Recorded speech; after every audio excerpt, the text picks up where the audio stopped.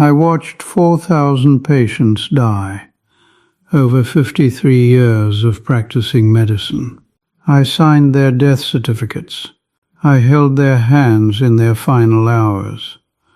I told their families.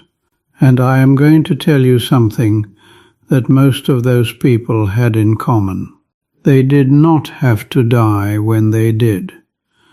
Not from genetics, not from bad luck, from choices, exposed patterns. I first identified in 1972, exposed behaviors. I warned patients about for decades. Most of them did not listen. Now most of them are gone. I am 102 years old. I am not telling you this because I want your sympathy or your amazement. I am telling you this because I need you to understand that I have spent more time with dying people than almost anyone alive today, and I know exactly what separates the ones who made it to 90 from the ones who dropped dead at 68. You are probably doing at least 2 of these things right now, today, this morning, and you have no idea they are shaving years off your life. The first thing I learned in 53 years of medicine is that sitting will kill you faster than almost anything else you do. This is not an exaggeration.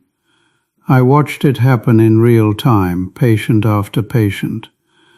In 1981, I started keeping separate notes on my patients who sat for work versus those who moved.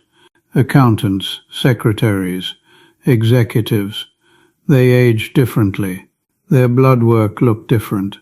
Their hearts failed sooner. By 1990, I had enough data to know that someone sitting 8 or 9 hours daily was aging internally about 40% faster than someone who moved throughout the day. The medical literature caught up eventually, but I saw it first in the bodies of my patients. Here is what happens. You sit, your circulation slows, blood pools in your legs, your lymphatic system, which depends on movement to function, stagnates. Toxins accumulate. Your muscles begin to atrophy within days of reduced use. After age 60, this process accelerates dramatically because your body loses the resilience it had at 40. I had a patient, a retired judge, who exercised every morning for 45 minutes religiously. He thought he was safe, but he sat reading and watching television for 10 or 11 hours after that. He was dead at 71. A stroke. His morning exercise did not protect him from his afternoon stillness. The solution is not complicated. Move every hour. Stand up. Walk to another room. Do something that requires your legs. I have done this since 1974. I set a timer. Every 50 minutes I get up. I am 102, and I still do this. The second pattern I identified was sleep. Not just getting enough sleep, but getting the right kind. I cannot tell you how many patients told me they only needed 5 or 6 hours. They said it with pride, like it was a sign of strength. It was a sign of delusion. Your brain requires 7 to 10 hours to complete its repair cycles. During deep sleep, your lymphatic system flushes out metabolic waste, including the proteins associated with cognitive decline. When you consistently cut your sleep short, you are allowing these toxins to accumulate night after night after night. I watched patients who slept poorly develop memory problems a full decade earlier than those who slept well. The correlation was so strong I could almost predict who would start declining based on their sleep habits in their 60s. And here is something the research is only now confirming. Broken sleep is worse than short sleep. Waking up 4 or 5 times per night, even briefly, prevents you from reaching the deep stages where restoration happens. Many of my patients did not even know they were waking. Their spouses knew, but they did not. If you wake up tired after 8 hours in bed, something is wrong. The third thing that kills people after 60 is loneliness. I know this sounds soft. It is not. Loneliness triggers a chronic stress response in your body. Your cortisol remains elevated. Your immune function decreases. Your inflammation markers rise. I had patients who were otherwise healthy but lived alone with no meaningful connections. They deteriorated faster than patients with serious chronic conditions who had strong social bonds. The data on this is overwhelming now, but I saw it clinically for decades. Humans are not designed to be isolated.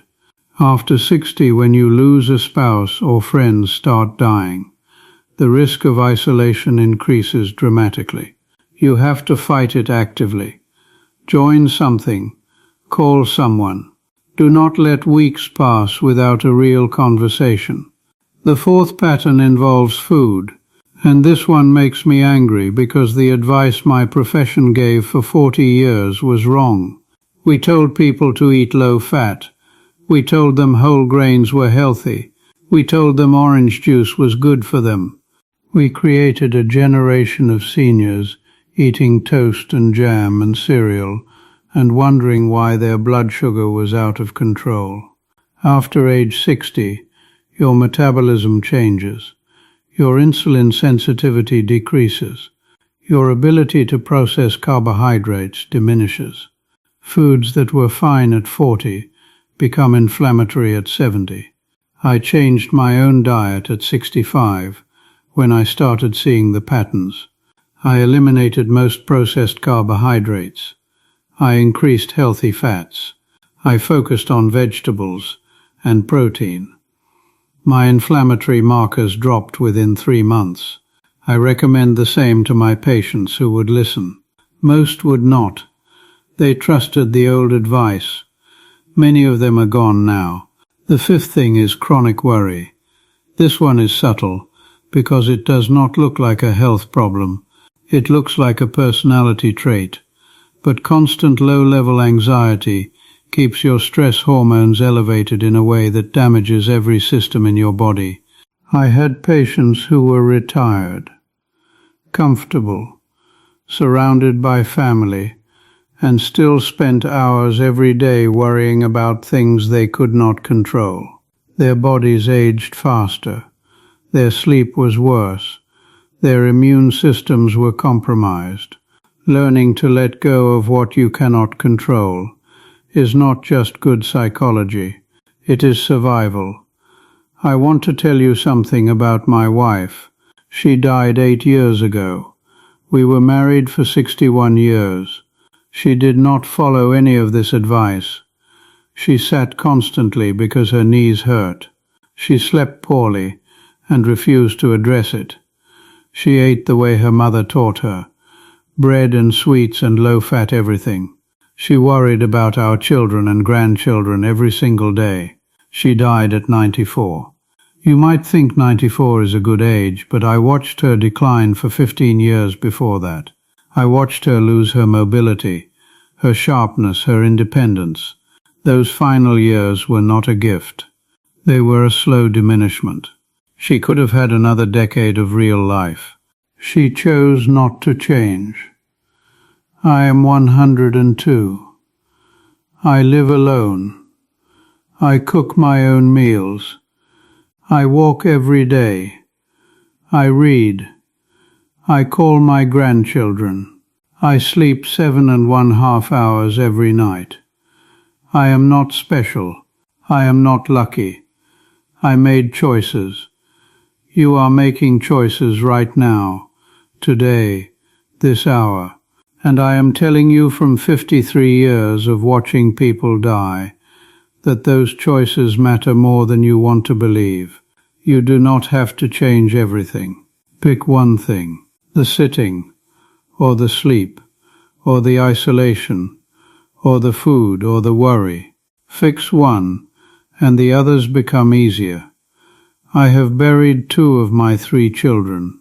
I have buried my wife. I have buried 4,000 patients. I am still here, And I am telling you that most of the people I buried did not have to go when they did. You are still here too. What are you going to do about